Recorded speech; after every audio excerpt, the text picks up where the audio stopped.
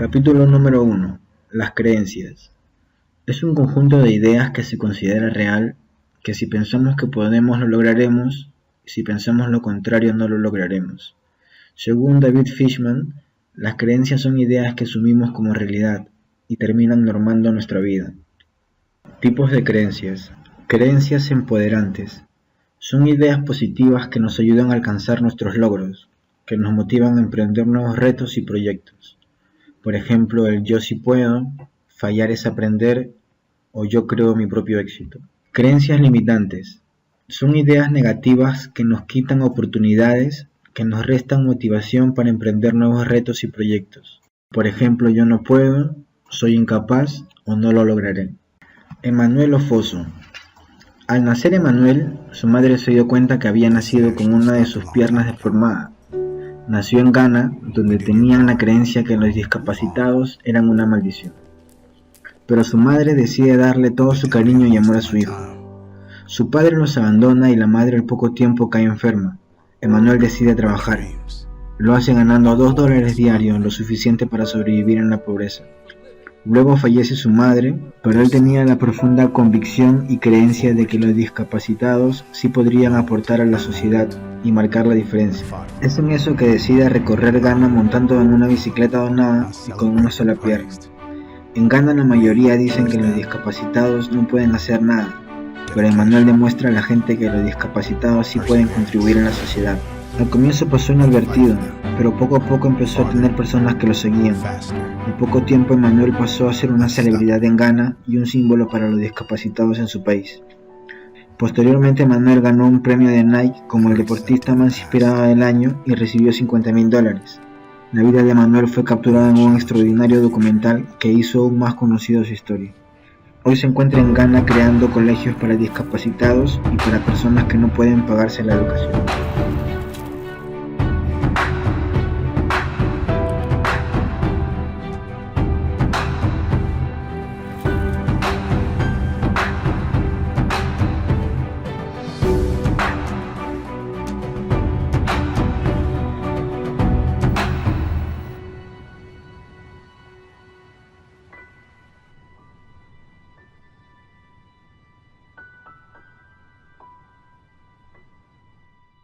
Do what moves you.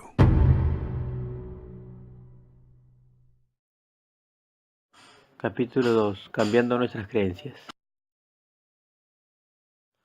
Se requiere de tiempo y personas profesionales que nos ayudan en el proceso.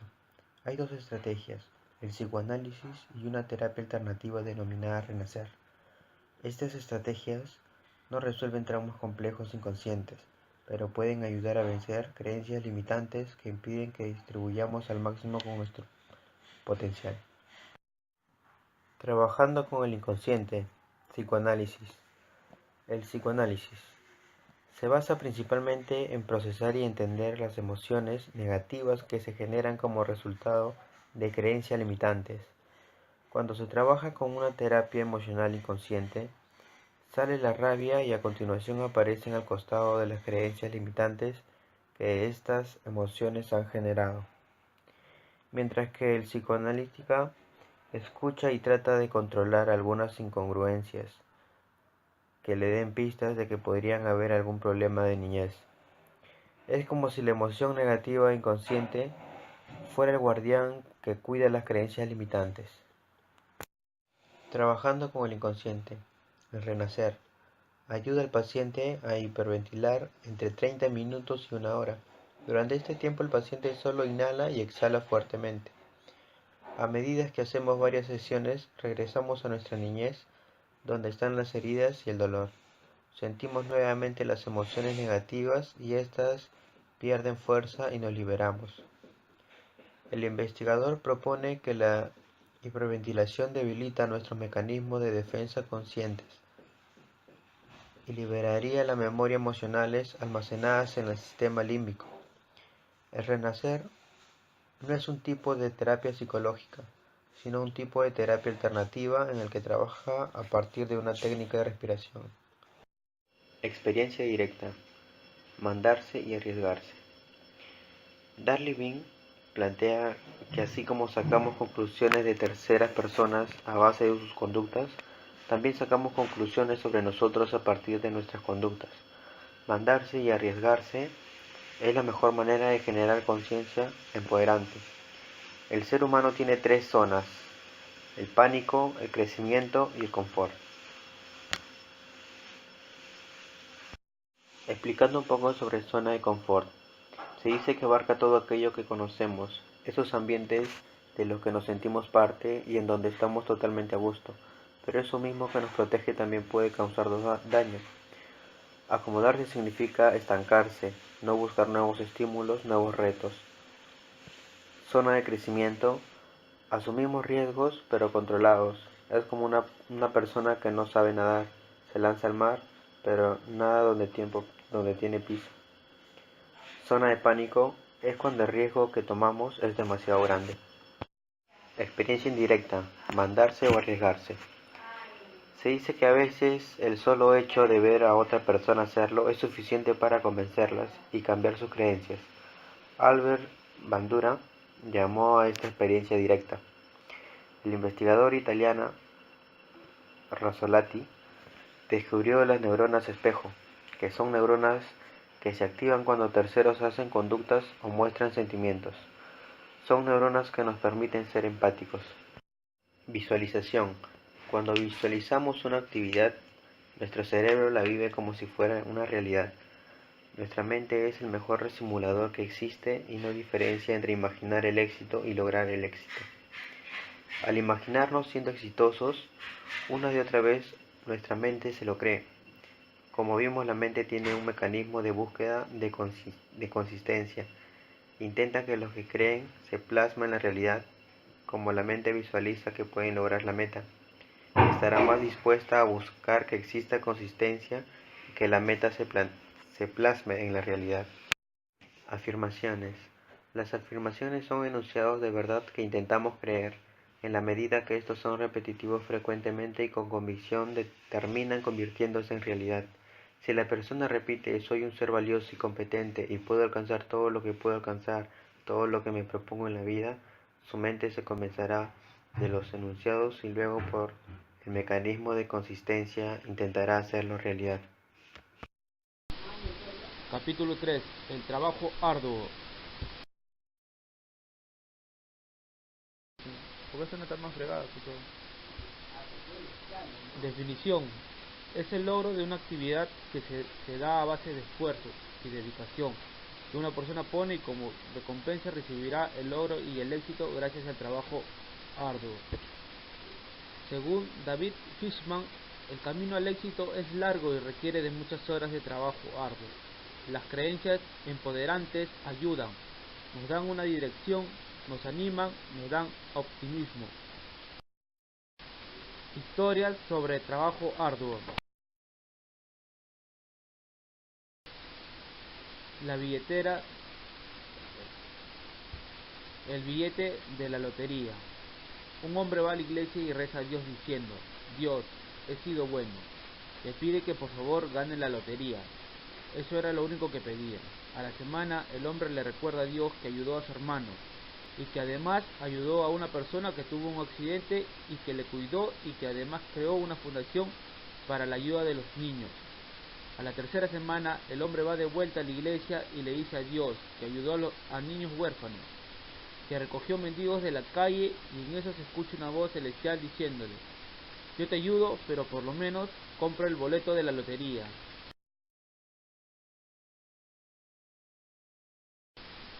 La ecuación de procrastinar. Definición: es posponer actividades que tenemos que hacer aún sabiendo que al postergarlas estaremos en una situación peor. Según Fishman, estudiaremos este fenómeno y analizaremos sus causas. Además comentaremos este fenómeno y analizaremos las causas. Historias sobre procrastinar. Más tarde, en la oficina, un hombre pensaba en su trabajo. Decide hacerlo, pero se da cuenta que la puerta está abierta, se para a cerrarla. Pero al poco tiempo se acerca un compañero y le comenta sobre fútbol. Otro compañero se acerca para recordarle que no ha devuelto un libro que hace tiempo lo prestó. Regresando, pasó por la cafetería y compró un café y unas galletas, pues necesitaba comer para trabajar. Llegó a la oficina y se le derramó el café. Va en busca de un trapo y se da cuenta que su escritorio estaba sucio y se pone a limpiar para luego dedicarse a su trabajo. Ya era casi hora del almuerzo y decide comer temprano para que luego se dedique a su trabajo. El problema. Un monje le dijo a su maestro que tenía un problema, que por favor le ayudara a resolverlo por la tarde. El maestro preguntó: ¿dónde está el monje que tenía el problema? Que salga ahora. El joven dio un paso adelante y el maestro dijo: ¿sigues con el problema? El monje respondió que sí.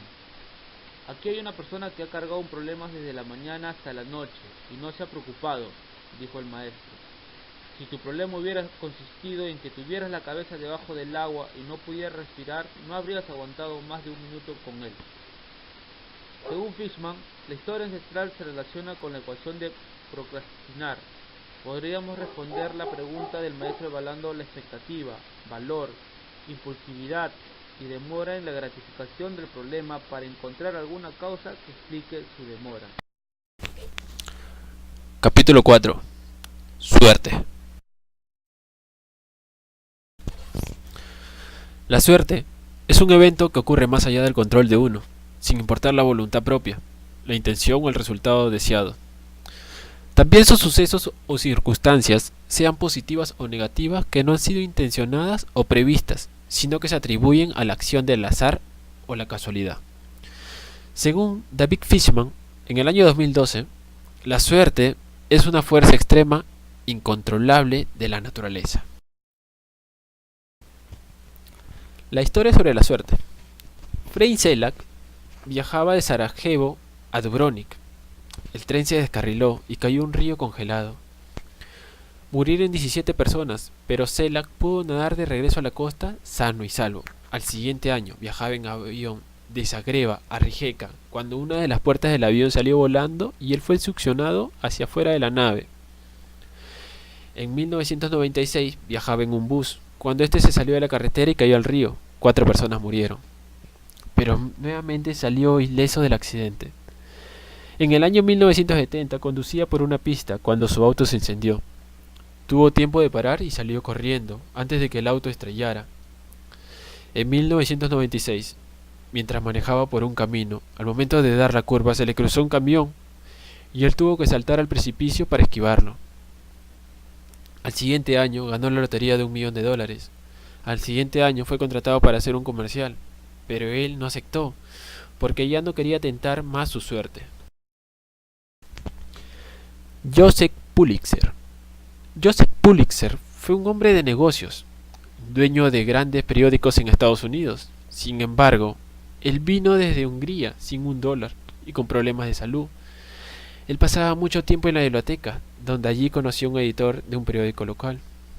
Por eso le ofrecieron un trabajo de reportero. Después de 4 años le ofrecieron comprar acciones del periódico, y fue lo que hizo. Así fue creciendo y se convirtió en editor dueño de diversos periódicos. Mi historia de empresario educativo, nos cuenta David Fishman. ¿Suerte del destino o suerte construida?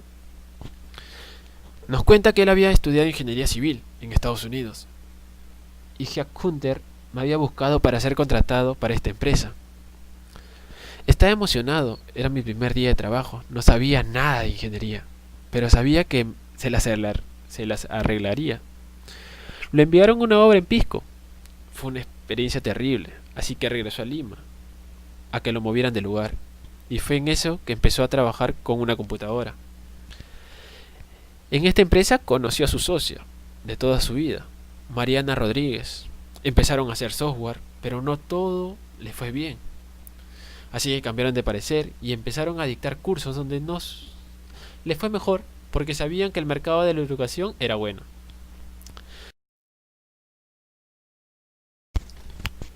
Después de esto se asociaron con Alfredo y su esposa y fundaron Cybertech. Después de algunos años, Cybertech tenía más de 2.000 alumnos y 5 locales. En el año de 1997 fundaron la UPC, que se convirtió en una de las universidades más importantes del país. Según David Fishman, haberse cambiado de rubro a la ingeniería de sistemas, haber fracasado programando y haber descubierto que había un mercado en la educación, ¿fue suerte del destino o su construcción de su propia suerte? Capítulo 5. Interpretación y espejismos. Interpretación.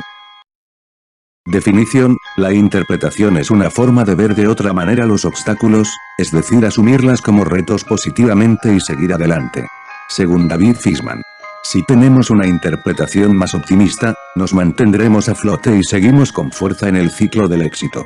Asimismo afirma, el ser humano es como un automóvil, algunas personas tienen sus amortiguadores bien puestos, que ante dificultades amortiguan el golpe y no les afecta tanto.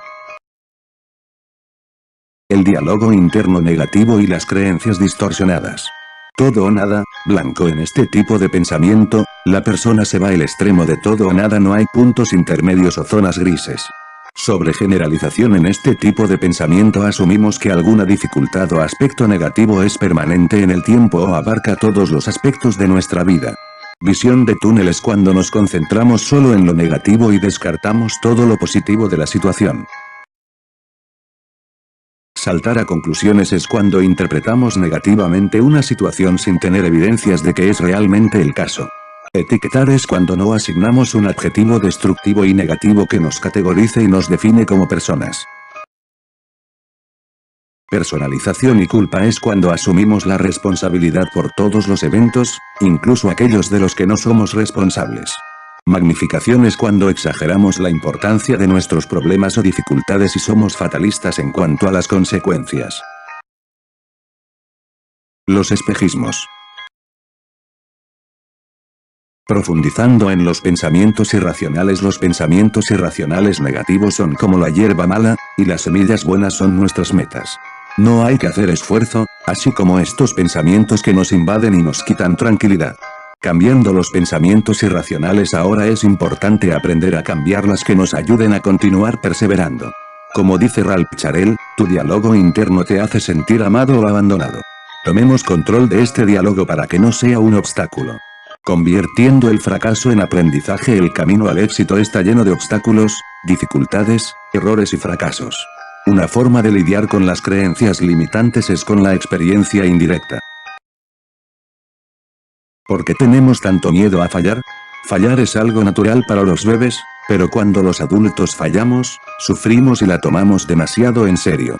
La próxima vez que las cosas no resulten como usted quiere, tome conciencia de las emociones que pasan por tu mente. Convirtiendo las amenazas en oportunidades. Las competencias nunca son una amenaza, siempre es una oportunidad que te hace ser mejor, te hace ignorar, te hace superarte. Sin competencia, hay estancamientos, en un mercado libre todos mejoran.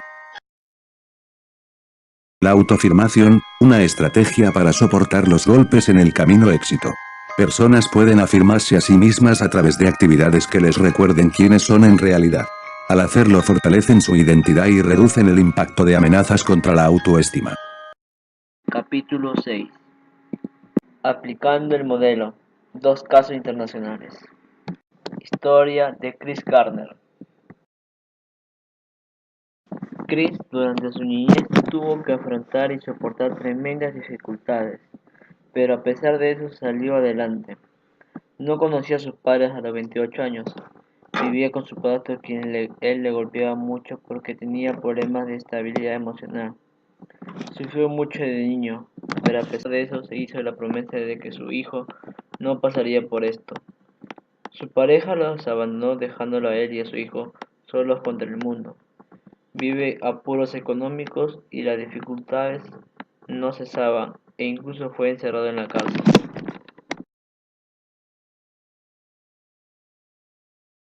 Pero de pasar tanto sufrimiento, la vida le empieza a sonreír. Ingresa a trabajar a la Casa de la Bolsa de Estados Unidos, después donde trabaja algunos años. Después forma su empresa de corretaje de acciones.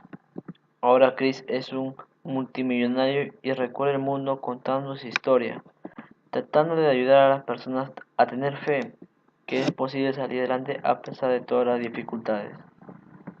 Historia de Vilma Rudolph. Nació el 23 de junio de 1940 en el sur de los Estados Unidos. A los 4 años tuvo que contraer el polio. La pobre tenía que andar con unos aparatos de fierros horribles para sostener sus piernas. Tenía que viajar diario 3 horas en bus para hacer su rehabilitación. Y cuando cumplió 9 años le dieron de alta. Ella quería ingresar al equipo de su colegio, pero lastimosamente no la escogieron, pero sí su hermana. Ella le pidió al entrenador acompañarla y él aceptó. Después Vilma decidió empezar a correr y entrenarse. Cuando la universidad la observó, decidió becarla para que compitiera por la universidad. Tanto así fue seleccionada para correr en las Olimpiadas de 1956, donde quedó tercer puesto en la prueba de 100 metros planos. Pero ella sabía que podía dar mucho más, y así lo hizo en las Olimpiadas siguientes. Ganó en los 100 metros planos, 200 metros planos y postas. Vilma consiguió 3 medallas de oro y pasó a ser la heroína de los Estados Unidos. Capítulo 7. Casos peruanos. Sergio Galliani es un actor que participó de muchas telenovelas como El Fondo y Sitio. El padre de Sergio era un artista que hacía obras universitarias. Desde pequeño estaba vinculado con el teatro y le gustaba ser independiente. Trabajaba en lo que sea posible para conseguir dinero. Después de terminar el colegio militar, se puso a estudiar teatro. Él sabía que eso era su talento. Un día se puso a vender postres en el teatro donde estudiaba. Como la nana de Sergio sabía preparar, entonces Sergio le dijo que le diera sus recetas, y después puso su empresa de panificación. Pero esa empresa no le duró mucho porque había una crisis económica y lo cerró. Después se pasó a vender ropa, también puso una distribuidora de helados, y por último pusieron una cadena de video. En el último negocio, que era juegos y videos, unos tipos le robaron todo, y ese era el motivo por el que tuvieron que cerrarlo. Después de lo sucedido pasó a trabajar en la televisión y en la radio. Trabajó en la Radio América y en América Producciones realizaba novelas. Se sentía exitoso, pero lamentablemente tenía otra sorpresa. Cuando Fujimori se fuga del país, el Perú no tenía gobierno y no había trabajo. Entonces fue en donde se quedó sin trabajo. Luego se compró un departamento y de la noche a la mañana se quedó sin ingresos y no podía pagar sus deudas. Perdió su casa, pero él sabía que la vida iba a seguir y se fue a Miami a trabajar en una radio. Pero él sentía que su futuro estaba en el Perú y a los pocos meses regresó y la vida empezó a sonreír otra vez porque las oportunidades venían. Sergio sufría de insomnio, es por eso que puso una radio por FM de la medianoche. Tuvo insomnio crónico que le sirvió mucho y hoy en día duerme horas normales. Tiene muchos negocios y obras relacionadas con el insomnio. Por fortuna tiene 5 hijos, según él dijo, gracias a ellos soy lo que soy. Gianmarco es un cantante, compositor que obtuvo el Grammy Latino. Aparte de eso ayuda a muchas personas. Gianmarco, para lograr el éxito, tuvo que enfrentar muchas dificultades en la vida. Los padres de Gianmarco se separaron cuando él era muy pequeño. A su papá solo lo veía los fines de semana. Sus padres también eran artistas, vivía en un teatro, hacía todas sus tareas ahí. Cuando cumplió 14 años decidió vivir con su papá porque su madre estaba en su tercer matrimonio. Una de las cosas de las que él se jacta es que se mudaba cada rato. Tiene aproximadamente 27 casas donde ha vivido. A los 6 años tocaba la guitarra. Cuando era niño soñaba con ser marino. Decidió vender juguetes navideños. Como no tenía dinero, tenía que buscárselos. Como también sabía cantar, un día se fue a un restaurante llamado La Cuadra 6. Nadie lo escuchaba, pero más adelante empezó a recibir propinas y a vivir de eso. Fue una persona que tuvo mucho barrio. Para él la calle no era peligrosa, al contrario, le gustaba. Su vida familiar era un desorden. Después de cantar en La Cuadra 6, se fue a cantar a Barranco. Su papá se mudó a Chile junto con él, pero nuevamente su papá se volvió libre. Es por eso que Gianmarco se había cansado de mudarse, así que se quedó viviendo en la casa de su tía. A su papá no le gustaba que él sea músico, entonces su papá decidió ser su manager y graba un disco. Enseguida empezó a firmar autógrafos y se sentía muy emocionado. Cuando cumplió 22 años se enteró de que su padre tenía cáncer. y cuando su canción logró sonar a nivel internacional, su padre fallece. Pero él sabía de que no se podía quedar atrás y que tenía que seguir adelante. Después abrió un estudio de grabación, pero lamentablemente se tuvo que cerrar porque tenía que pagar IGB y ellos no ganaban lo suficiente. Su empresa había quebrado, no tenía ni un centavo. Volvió a cantar y empezó a ahorrar. Con ese dinero se fue a Miami a buscar un personaje, y desde allí fue que se volvió exitoso. Gianmarco se sintió orgulloso de sí mismo.